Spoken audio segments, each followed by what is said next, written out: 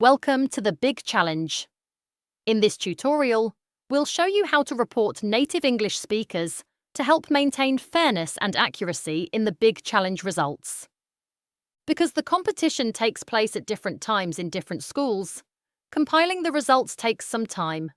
As soon as scores start becoming available, a provisional version of the results is shared with teachers.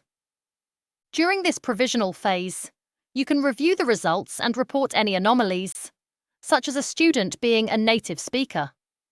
But remember, reporting is only possible while the results are still provisional.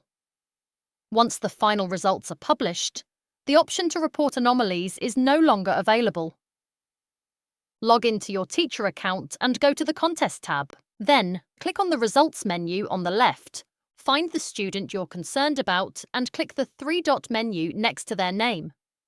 Then select Report an Anomaly. You'll be asked to choose a reason from a list. Please select English-speaking student from the list. Once you've selected the reason, click Submit. Our team will review your report.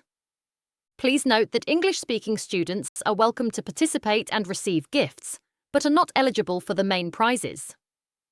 Flagging native English speakers helps ensure the results are accurate and fair for everyone. Thank you for watching, and happy teaching!